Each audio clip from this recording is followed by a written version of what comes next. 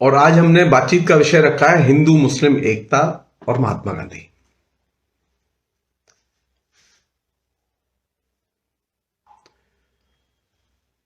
बड़ी मतलब जब हम हिंदू मुस्लिम एकता की बात करते हैं तो आजकल लोग थोड़ा सा भड़के ज्यादा है, प्यार से कम बातें करते हैं। लोगों के जेहन में एक तरफ तो मुसलमानों के खिलाफ जहर भर दिया गया है, हिंदू और मुसलमानों के बीच में विद्वेष पैदा करने की कोशिश की जा रही है। वहीं दूसरी तरफ महात्मा गांधी को भी अपनाने की कोशिश की जा रही है। अच्छा, दिलचस्प बात यह है कि महात्मा गांधी को जो लोग माला पहना रहे हैं वही लोग मुसलमानों के खिलाफ में सबसे अधिक बोल भी रहे हैं। ये इस तरह के जिसे कहें कि अलग अलग मुखौटे एक ही राजनीतिक दल के, ये सिर्फ भारत में मिलेंगे, आपको और कहीं नहीं मिलेंगे। अमेरिका में जो राजनीतिक दल मुसलमानों का विरोध करते हैं, मुसलमानों के खिलाफ में हिंसा करते हैं, मुसलमानों के खिलाफ में हेट कैंपेन करते हैं, वे मुसलमानों उनके पास एक कंसिस्टेंट पोजीशन है, पॉलिटिकल पोजीशन है। लेकिन हमारे यहां तो एक बड़ी विचित्र स्थिति है कि जो राजनीतिक दल या संगठन मुसलमानों के खिलाफ में हेट कैंपेन करता है, वो वोट के लिए मुसलमानों के बारे में तरह तरह की लुभावनी हरकतें करता है। महात्मा गांधी इस मामले में बहुत ही यूनिक हैं और उनसे बहुत कुछ सीखा जा सकता है। और जैसा कि हमने पैटर्न रखा है इस पूरी श्रृंखला का, हम महात्मा गांधी ने जो लिखा है हम उसी पर केंद्रित हैं हम, और हम जानबूझ के वही विषय चुन रहे हैं जो भारत के लिए आज सबसे अधिक प्रासंगिक हैं और सबसे बड़ी चुनौती है। मैंने जो भी महात्मा गांधी का पूरा समग्र अवेलेबल जो मैंने पढ़ा है, उससे मैं एक चीज आपसे कह सकता हूं विनम्रता के साथ में कि भारत की सबसे जटिल और महत्वपूर्ण समस्या के तौर पर महात्मा गांधी ने हिंदू मुस्लिम टकराव या विद्वेष को देखा, और यही वजह थी कि महात्मा गांधी ने इसे अपना प्रधान एजेंडा बनाया।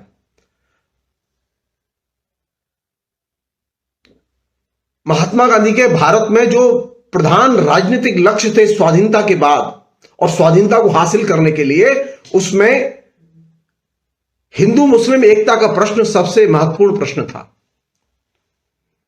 दिलचस्प बात यह है कि बातचीत हम शुरू करते हैं महात्मा गांधी के जरिए ही, वो बड़ी मजेदार है। वो महात्मा गांधी ने यंग इंडिया में 21 अगस्त 1924 को एक लेख लिखा, बोल्शेविज्म या आत्मसंयम, इस शीर्षक से। अब जब मैंने ये लेख शीर्षक देखा तो मुझे लगा कि शायद महात्मा गांधी बोल्शेविज्म के बारे में कुछ बोलना चाहते हैं, कम्युनिस्टों के बारे में कुछ बोलना चाहते हैं, लेकिन मामला कुछ और निकला। और वो मामला महात्मा गांधी ने नहीं बनाया था, महात्मा गांधी को बना के दिया गया था। महात्मा गांधी के जो दोस्त थे, विदेशों में रहते थे, खासतौर पर अमेरिकी दोस्त थे, उन लोगों को इस बात से बड़ी आपत्ति थी कि महात्मा गांधी हिंदू मुस्लिम एकता के प्रश्न पर इतना जोर क्यों दे रहे हैं और हिंदू मुस्लिम एकता को अपना एक राजनीतिक एजेंडा क्यों बना रहे हैं। यंग इंडिया के इस शीर्षक से लिखे लेख में महात्मा गांधी ने इस प्रश्न को जिस तरह से उठाया वो बहुत ही मजेदार है।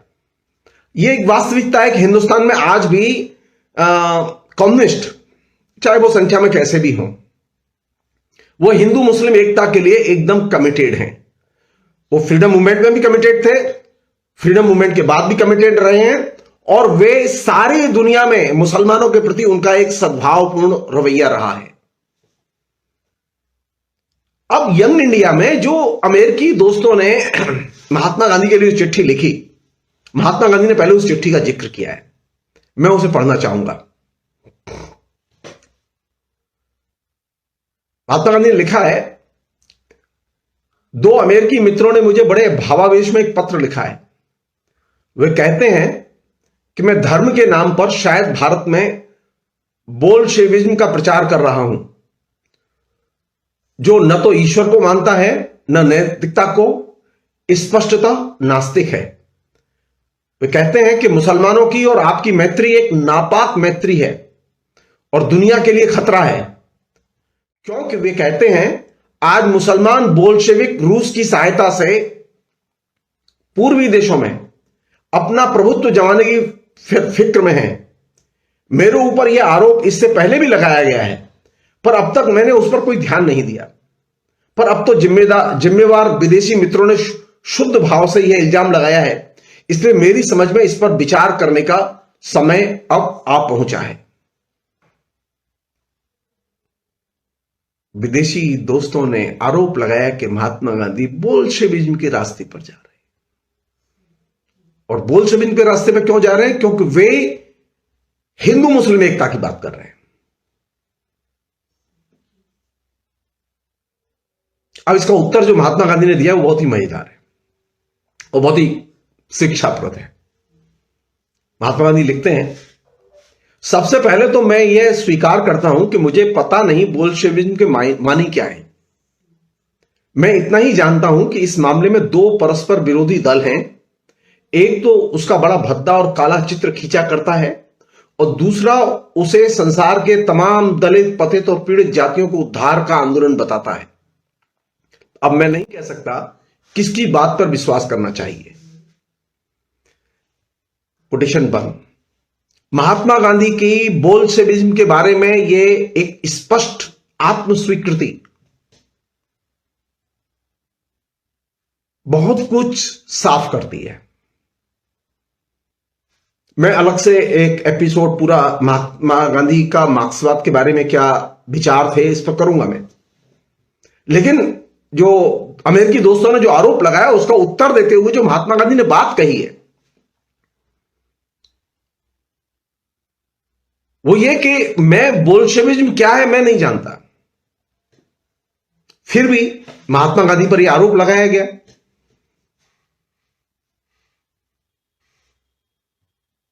और किस बात पर वो बोल्शेविज्म के लिए पक्षधर घोषित किए गए? हिंदू मुस्लिम एकता को स्थापित करने के लिए जो महात्मा गांधी प्रयत्न कर रहे थे, उसके लिए उनको बोल्शेविज्म की राजनीति का पक्षधर घोषित किया गया और वह उनके अमेरिकी दोस्तों ने किया।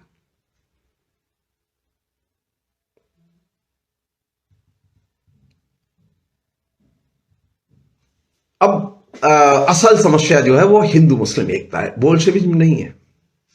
बोल्शेविज्म पर महात्मा गांधी के जो विचार हैं उस पर जैसा कि मैंने आपसे कहा कि मैं अलग से बात करूंगा। मैं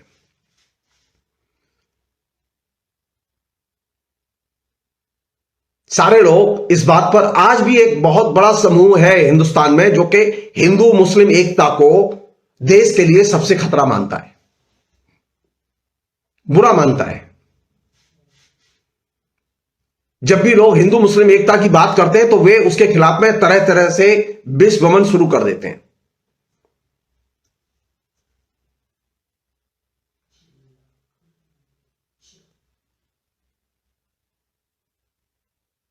महात्मा गांधी ने स्पष्ट तौर पर लिखा कि वे हिंदू मुस्लिम एकता के पक्षधर हैं, हिंदू मुसलमानों के बीच में मित्रता के पक्षधर हैं। और जो लोग ये कहते थे कि ये सारी दुनिया के लिए एक संकट बन सकता है, हिंदुस्तान में ऐसे लोग हैं जो भारत के लिए संकट मानते हैं इसे। ये आज का नया विचार नहीं है, जैसे आरएसएस के लोग रोज प्रोपेगेट करते रहते हैं। पुराना विचार है, महात्मा गांधी के जमाने में भी था। महात्मा गांधी कहते हैं यदि ऐसी मैत्री, यानी हिंदू मुस्लिम मैत्री, यदि ऐसी मैत्री संसार के लिए संकट रूप हो तो समझना चाहिए कि दुनिया में कोई ईश्वर है ही नहीं, अथवा यदि है तो वो कहीं गहरी नींद सो रहा है। महात्मा गांधी का एक खास तरह का स्टाइल था जिसमें वो एक खास तरह की भाषा में वो उत्तर देते थे। उसमें उन्होंने लिखा, भारत के हिंदू और मुसलमान यहीं जन्मे और यहीं पले हैं। वे एक दूसरे के सुख दुख, आशा निराशा के साथी हैं। ऐसी हालात में इससे बढ़कर स्वाभाविक बात क्या हो सकती है कि दोनों स्थायी तौर पर परस्पर मित्र और भाई एक ही माता के पुत्र बनकर रहें। ताज्जुब तो इस बात पर होना चाहिए कि दोनों में झगड़े क्यों होते हैं, इस पर बात नहीं कि दोनों में एकता कैसे हो रही है। दोनों का यह सम्मिलन संसार के लिए एक संकट क्यों माना जाना चाहिए।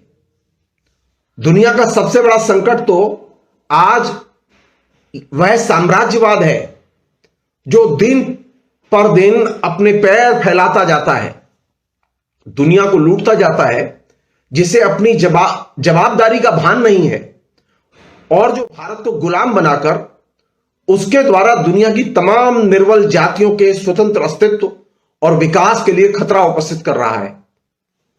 यह साम्राज्यवाद ही ईश्वर को धता बता रहा है।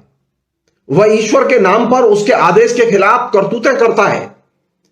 वह अपनी अमानुषिकताओं, डायरशाही और ओ डायरशाही को मानवता, न्याय और नेकी के आवरण में छिपा लेता है। और उसमें अत्यंत दुख की बात यह है कि अधिकांश अंग्रेज नहीं जानते कि इसमें उनके ही नाम का दुरुपयोग किया जा रहा है।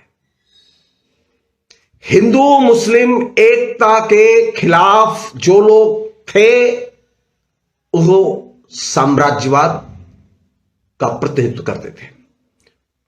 ब्रिटिश साम्राज्यवाद चाहता था कि हिंदू मुस्लिम एकता न हो। आज भी जो लोग हिंदू मुस्लिम एकता का विरोध करते हैं वे लोग हैं जो कि बहुराष्ट्रीय कंपनियों के लिए काम करते हैं, अमेरिकी इंपीरियलिज्म के लिए काम करते हैं, खुलकर काम करते हैं, कॉर्पोरेट हाउसेस के लिए खुलकर काम करते हैं। गांधी जी ने कहा आगे, मैं चाहता हूं कि हिंदुओं और मुसलमानों की यह मित्रता एक स्थायी सत्य बन जाए और उसका आधार दोनों के प्रबुद्ध हितों की परस्पर स्वीकृति हो। तब जाकर वह घृणित साम्राज्यवाद के लोहे को मानव धर्म के सोने में बदल सकेगी।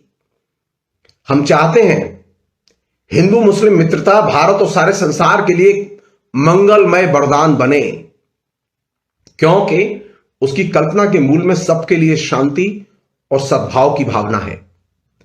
उसने भारत में सत्य और अहिंसा को अनिवार्य रूप से स्वराज्य प्राप्त करने का साधन स्वीकार किया है। वो लोग जो कहते हैं ना कि मुसलमान हिंसा के पक्षधर हैं, गलत कहते हैं। गांधी इसका प्रतिवाद करते हैं। गांधी कहते हैं कि हिंदू मुस्लिम एकता अहिंसा के आधार पर टिकी हुई है और सत्य के आधार पर टिकी हुई है और वह स्वराज्य प्राप्ति का सबसे बड़ा अस्त्र है। उन दिनों एक घटना घटी थी गुलबर्गा में, कश्मीर में, और बहुत ही मतलब चिंता की चीज थी वो।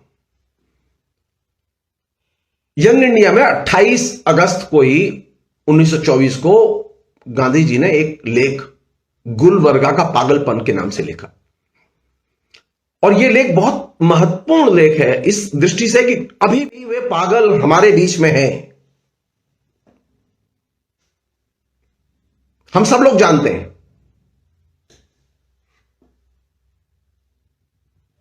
और गांधी जी के दृष्टिकोण को समझने के लिए यह लेख बहुत महत्वपूर्ण है। वहां हुआ यह कि गुलबर्गा में किसी ग्रुप ने, मुसलमानों के ग्रुप ने मंदिर पर हमला किया, मूर्ति तोड़ दी और भी कुछ हुआ। गांधी जी ने उसका उत्तर दिया है और वो उत्तर बहुत शानदार है। वो आज भी रिलेवेंट है हम सबके लिए। वो लोग जो गांधी के सपनों को साकार करना चाहते हैं उनके लिए भी रिलेवेंट है और वे लोग जो गांधी को नहीं जानते और तमाम किस्म के हेट कैंपेन के शिकार हैं उनके लिए भी ये रिलेवेंट है। उस लेख का शीर्षक था गुलबर्गा का पागलपन। गांधी जी लिखते हैं इसमें, मैं मूर्ति पूजक भी हूं और मूर्ति भंजक भी, पर उस अर्थ में जिसे मैं इन शब्दों का सही अर्थ मानता हूं। मूर्ति पूजा के पीछे जो भाव है मैं उसका आदर करता हूं। मनुष्य जाति के उत्थान में उससे बहुत सहायता मिलती है। और मैं चाहूंगा कि अपने प्राण देकर भी उन हजारों पवित्र देवालयों की रक्षा करने का सामर्थ्य मुझ में हो जो हमारी इस जननी जन्मभूमि को पुनीत कर रहे हैं। मुसलमानों के साथ मेरी जो मित्रता है उसके अंदर यह बात पहले से ही ग्रहीत है कि वे मेरी मूर्तियों और मेरे मंदिरों के प्रति पूरी सहिष्णुता बरतेंगे। मैं मूर्ति भंजक इस मानी में हूं कि मैं उस धर्मांधता के रूप में छिपी सूक्ष्म मूर्ति पूजा को खंडित करता हूं जो अपनी ईश्वर पूजा की विधि के अलावा दूसरे लोगों की पूजा विधि में किसी गुण और अच्छाई को देखने से इनकार करती है। इस किस्म की सूक्ष्म मूर्ति पूजा बुत परस्ती ज्यादा घातक है क्योंकि यह उस स्थूल और प्रत्यक्ष पूजा से जिसमें एक पत्थर के टुकड़े या सोने की मूर्ति में ईश्वर की कल्पना कर ली जाती है अधिक सूक्ष्म और प्रच्छन्न है। गांधी जी किस चीज की आलोचना करते हैं?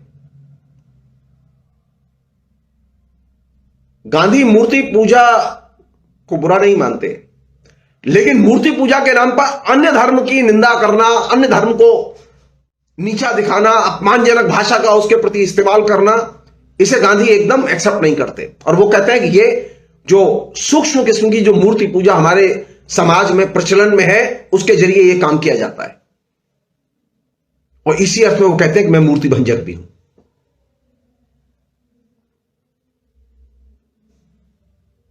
आगे कहते हैं वो, हिंदू मुस्लिम ऐक्य के लिए यह आवश्यक है कि मुसलमान लोग न तो आपद धर्म के तौर पर और न व्यवहार नीति के तौर पर बल्कि अपने मजहब का एक अंग समझकर दूसरों के मजहब के प्रति तब तक सहिष्णुता बरतें जब तक कि दूसरे लोग अपने अपने मजहबों को सच्चा मानते रहें।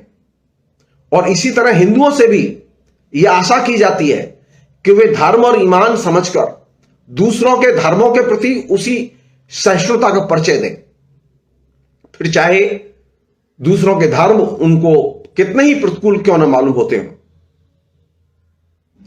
इसलिए हिंदुओं को चाहिए कि वे बदला लेने की इच्छा को अपने दिलों में जगह न दें, क्योंकि उस समय जब गुलबर्गा में मंदिर पर हमला हुआ तो लोगों ने कैंपेन किया बदला लेंगे। तो गांधी कहते हैं कि नहीं,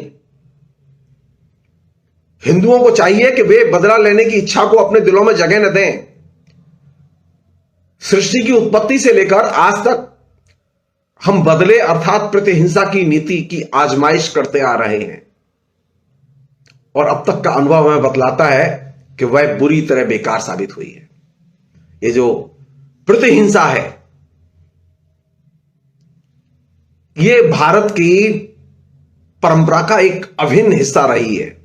गांधी इसकी तीखी आलोचना करते हैं और वो ये भी कहते हैं कि ये एकदम बेकार साबित हुई है। बार बार प्रतिहिंसा हुई है लेकिन बेकार साबित हुई है। इसके जहरीले असर से आज बेतरह छटपटा रहे हैं जो भी हो, पर हिंदुओं को चाहिए कि वे मंदिरों के तोड़े जाने पर भी वे मस्जिदों की ओर अंगुली तक न उठाएं। यदि वे बदले का अवलंबन करेंगे तो उनकी बेड़ियां और भी मजबूत हो जाएंगी और ईश्वर जाने उनका क्या क्या दुर्गत होगी। इसलिए चाहे हजारों मंदिर तोड़ फोड़ कर मिट्टी में क्यों न मिला दिए जाएं, मैं एक भी मस्जिद को न छूऊंगा और इस तरह धर्मांध दीवाने लोगों के तथाकथित धर्म से अपने धर्म को ऊंचा साबित करने की उम्मीद रखूंगा। अलबत्ता यदि मैं यह सुनूंगा कि पुजारी लोग अपने मंदिरों और मूर्तियों की रक्षा करते करते काम आ गए, नहीं मर गए, तो मेरे दिल की कली खिल उठेगी। अनकोट।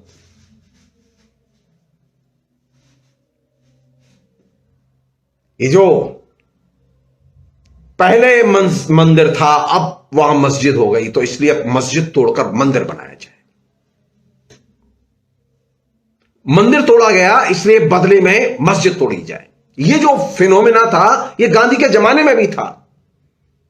गांधी ने इसकी तीखी आलोचना की और कहा कि नहीं, हम मस्जिद की तरफ उंगली नहीं उठाएंगे।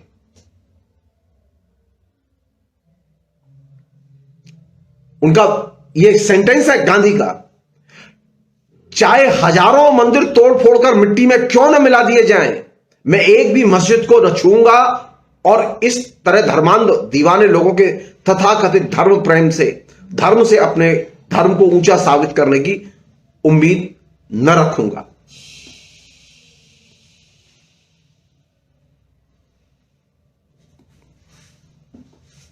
अब ये बताइए कैसे हो सकता है कि आप एक तरफ बाबरी मस्जिद गिराएं और दूसरी तरफ के गांधी जी हमारे हैं। गांधी जी तो मस्जिद गिराने के लिए खिलाफ थे। एक अन्य बहुत ही महत्वपूर्ण रेफरेंस है, बहुत ही मजेदार है रेफरेंस। उन्होंने भीमराव अंबेडकर को एक चिट्ठी लिखी 6 अगस्त 1944 को, एक पत्र लिखा और उस पत्र में उन्होंने बहुत ही इंपॉर्टेंट बात कही जो कि मैं शेयर करना चाहता हूं और वो काम की चीज है। वो गांधी ने लिखा कि हिंदू मुस्लिम प्रश्न मेरे लिए जिंदगी भर का प्रश्न है। एक समय था जब मैं सोचा करता था कि जब यह समस्या सुलझ जाएगी तब भारत की राजनीतिक परेशानियां खत्म हो जाएंगी। अनुभव से मैंने जाना है यह केवल आंशिक रूप से सत्य है। अस्पृश्यता से मैं उसी समय घृणा करने लगा था जब मैं किशोरावस्था में था, लेकिन मेरे लिए यह धार्मिक और सामाजिक सुधार का प्रश्न था, अनटचेबिलिटी। और हालांकि इसका बड़ा राजनीतिक महत्व हो गया है, फिर भी मेरे लिए इसका धार्मिक और सामाजिक महत्व बहुत अधिक है। लेकिन स्वयं क्षति उठाकर मैं जान पाया हूं कि इस अत्यंत महत्वपूर्ण प्रश्न पर आप और मैं भिन्न मत रखते हैं। और मैं यह भी जानता हूं कि देश के बड़े बड़े राजनीतिक मसलों पर हम दोनों के दृष्टिकोण भिन्न हैं। गांधी और अंबेडकर के दोनों के दृष्टिकोण एकदम अलग थे। यदि हम किसी प्रकार इन दोनों मसलों पर सहमत हो सकें तो यह मुझे बहुत अच्छा लगेगा। अफसोस की बात कि हिंदू मुस्लिम एकता के प्रश्न पर गांधी और अंबेडकर एक नहीं हो पाए और अनटचेबिलिटी के प्रश्न पर एक नहीं हो पाए। दोनों के दृष्टिकोण अलग हैं।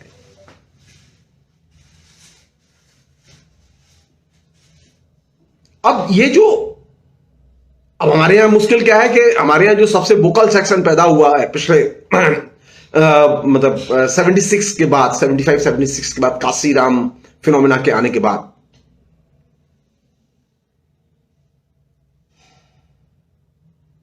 उस फिनोमिना ने अंबेडकर की रीडिंग कम की है, अंबेडकर की कुरीडिंग ज्यादा की, नहीं अंबेडकर की कुव्याख्या ज्यादा की है।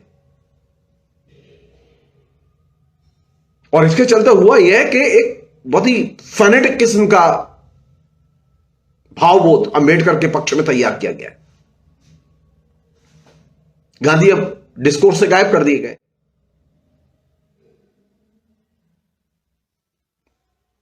गांधी जो दृष्टिकोण रखते थे उस दृष्टिकोण को लेकर हमने कभी सोचा ही नहीं कि वह दृष्टिकोण हिंदुस्तान की मुख्य धारा का दृष्टिकोण बन जाए। कांग्रेस ने भी उसकी मतलब दिल से और दिमाग से कोशिश नहीं की। कम्युनिस्टों ने भी नहीं की।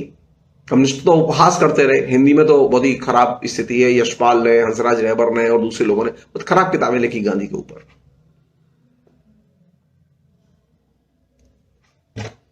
जैसा कि मैंने एक एपिसोड में कहा भी था कि हम बीच बीच में जो कुछ कॉन्सेप्ट हैं गांधी के साथ जुड़े हुए, उनकी भी हम चर्चा करते रहेंगे।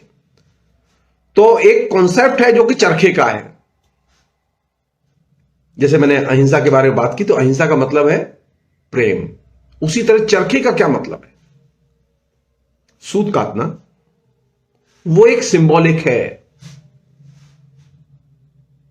चरखे का असल संदेश क्या है? उस जमाने में गांधी के सामने एक दिक्कत आई कि एक मिस मेयो नाम की इंटेलेक्चुअल महिला थी। उन्होंने अमेरिकी अखबार में चरखे का उपहास करते हुए, उसकी आलोचना करते हुए बहुत ही गंदा सा एक लेख लिखा।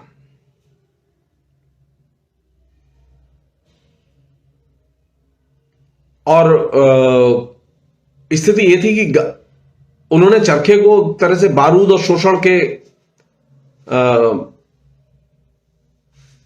रूप में पेश किया। गांधी ने इसका एकदम उल्टा जवाब दिया।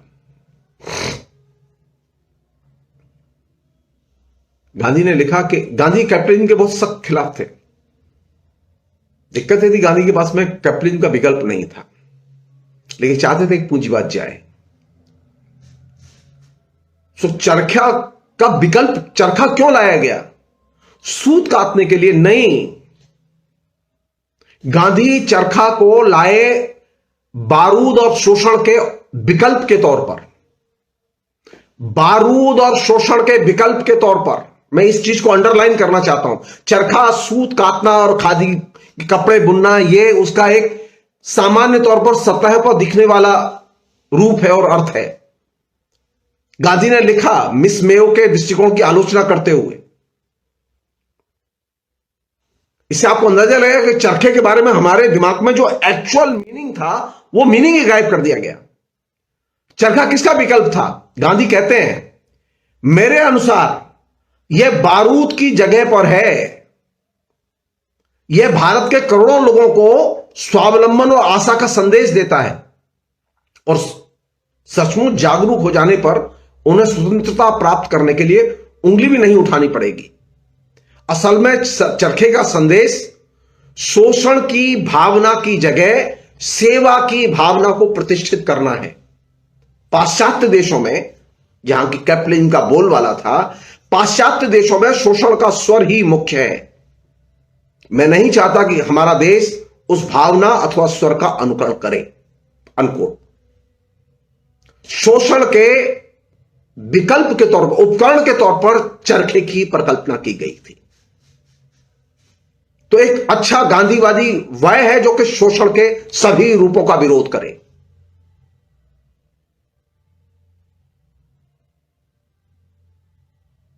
सूत काटना वो एक सिंबॉलिक चीज थी, लेकिन असल चीज क्या थी कि जो पूंजीवाद ने बारूद की संस्कृति पैदा की थी, युद्ध की संस्कृति पैदा की थी, जिस युद्ध की संस्कृति में और युद्ध के पूरे सरंजाम को जुगाड़ करने में हमारी सरकारें भी लगी रही हैं। तो गांधी के लिए चरखा एक आइडियोलॉजिकल वेपन था बारूद और शोषण के खिलाफ।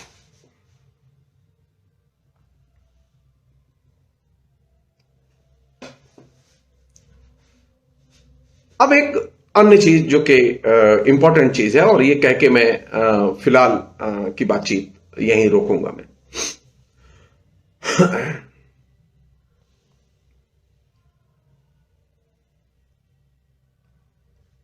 वो ये कि गांधी के बारे में ये बात कही जाती है कि गांधी का कहना यह था कि गांधी बुराई का भी प्रतिरोध नहीं करते थे।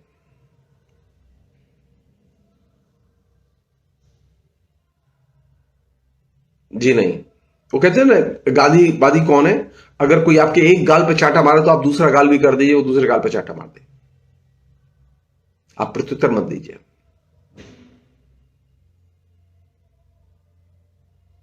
इसका उत्तर देते हुए गांधी ने लिखा, बहुत बने रहिए, परिचर्चा अभी जारी है।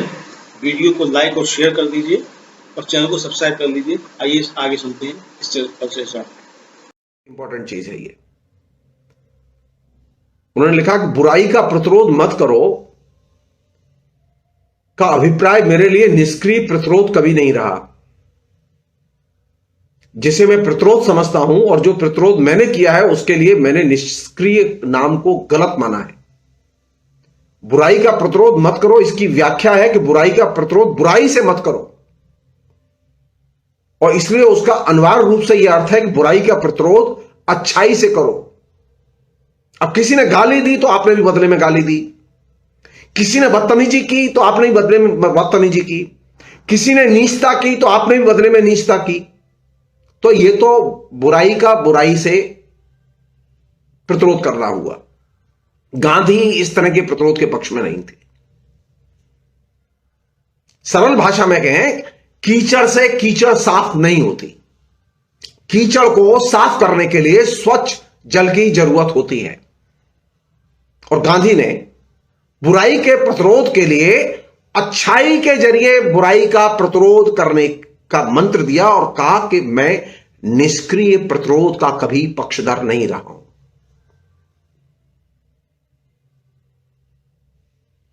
जीवन में हम सबके सामने मुसीबतें आती हैं, सबके सामने तरह तरह के चुनौतियां आती हैं।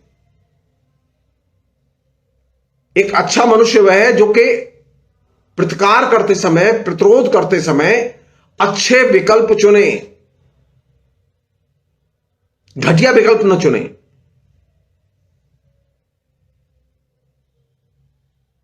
सेकंड चीज, गांधी निष्क्रिय प्रतिरोध के पक्ष में नहीं थे, वो सक्रिय प्रतिरोध के पक्ष में थे। और ये जो सक्रिय प्रतिरोध है, ये अपने आप में एक बहुत मूल्यवान चीज है। तो गांधी चाहते थे प्रतिरोध किया जाए, बुराई का प्रतिरोध अच्छाई से किया जाए। अगर हम हिंदू मुस्लिम एकता चाहते हैं तो क्या करेंगे? मुसलमानों से प्यार करेंगे या मुसलमानों से नफरत करेंगे? भारत को एकजुट रखना चाहते हैं तो क्या करेंगे? मुसलमानों से नफरत करेंगे या प्यार करेंगे? और भी ज्यादा बेहतर ढंग से उनके साथ में सम्मान से, प्यार से पेश आएंगे। अभी कर क्या रहे हैं लोग? हेट मॉन्गर्स, घृणा के प्रचारक कर क्या रहे हैं?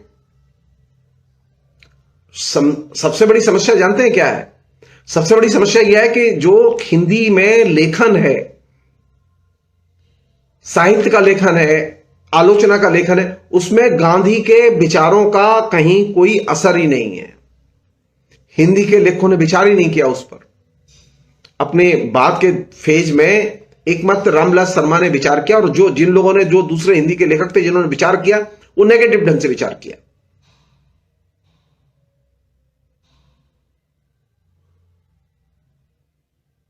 यह सच है कि गांधी मार्क्सवादी नहीं थे। यह सच है कि गांधी ने मार्क्सवाद की गहराई से कोई, जैसे कहें कि, स्टडी नहीं की थी, लेकिन थोड़ा बहुत पढ़ा था। अब वो हिंदू मुस्लिम एकता के लिए ही वो बोल्शेविज्म के पक्षधर मान लिए गए। जैसे अभी हुआ ना हिंदुस्तान में, जो अभी वामपंथियों के ऊपर, कम्युनिस्टों के ऊपर सबसे बड़ा जो तमगा है वो क्या है? कि वो धर्मनिरपेक्षता की रक्षा करते हैं, और धर्मनिरपेक्षता की रक्षा के लिए वो हिंदू मुस्लिम एकता पर जोर देते हैं। गांधी भी देते थे। अब गांधी को भी कहो टुकड़े टुकड़े गैंग का मेंबर।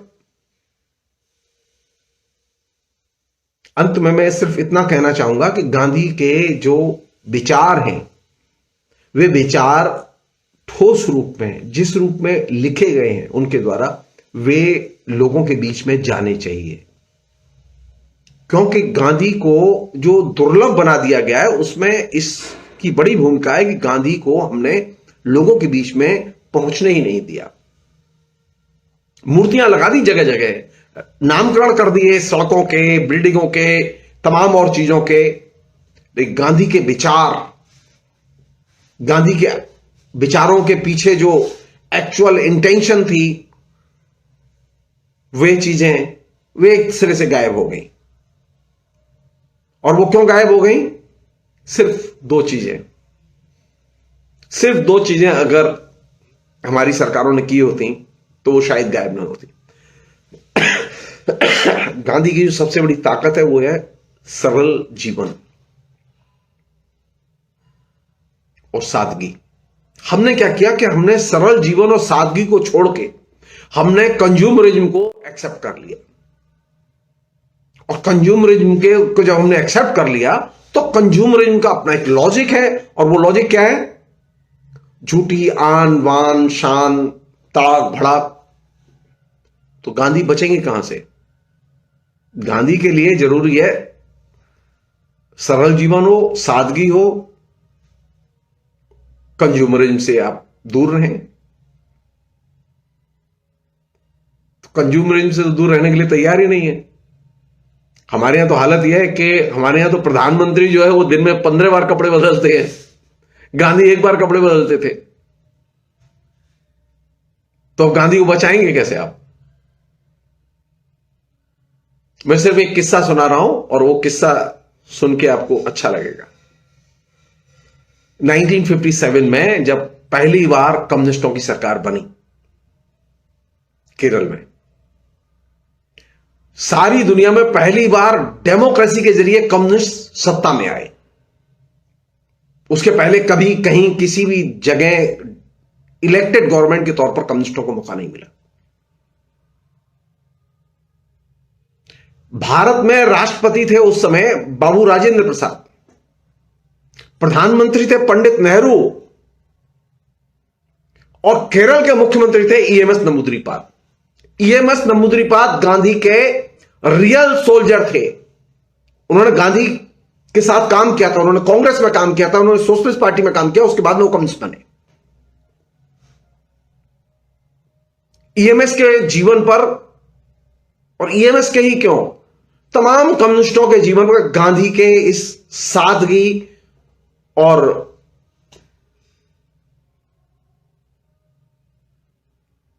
कम से कम में जीने की आदत का बहुत गहरा असर पड़ा।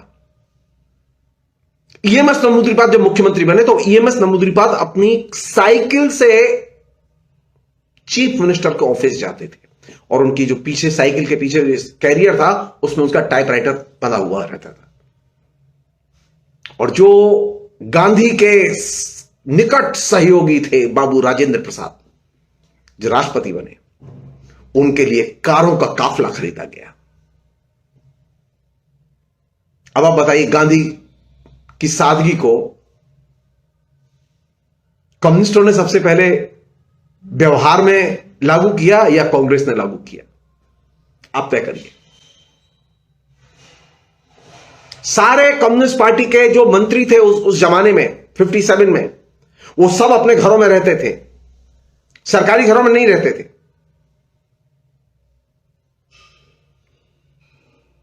और सब अपनी सवारी से जाते थे। गाड़ी तो किसी के पास थी ही नहीं, मुख्यमंत्री के पास ही गाड़ी नहीं थी। संयोग की बात है कि ये जो सरलता और सादगी, ये दो चीजें उस जमाने के कम्युनिस्टों ने सबसे पहले आत्मसात की। कांग्रेस के लोगों ने धीरे धीरे उसे छोड़ दिया। उनके ऊपर पूंजीवाद का गहरा असर हुआ, और पूंजीवाद के गहरे असर, पूंजीवाद का विकास करना मुश्किल नहीं है, मुश्किल है पूंजीवाद के वैल्यूज को अपने अंदर कल्टीवेट करना, जिसे हम कंज्यूमरिज्म कहते हैं। गांधी उपभोक्तावाद के सख्त खिलाफ थे। अगर आप चाहते हैं कि गांधी जिंदा रहें तो उपभोक्तावाद और या वस्तुओं के संसार से आप जितना अपने को बचा सकें, वस्तुओं के दबाव से आप अपने को जितना बचा सकें, उतना ही बेहतर होगा। फिलहाल इतना ही। आशा है ये कार्यक्रम आपको पसंद आया होगा। इस वीडियो को ज्यादा से ज्यादा शेयर करें, लाइक करें और कमेंट करके बताएं आपकी राय क्या है। और अगर आपने हमारा यूट्यूब चैनल तक सब्सक्राइब नहीं किया है तो तुरंत इसको सब्सक्राइब कर लीजिए और बेल आइकन भी दबा दीजिएगा, ताकि अगली जब वीडियो अपलोड हो तो आपके पास इसका नोटिफिकेशन पहुंच सके। और अगर आपने हमारा फेसबुक पेज फॉलो नहीं किया है, फेसबुक पेज को भी फॉलो करें। धन्यवाद।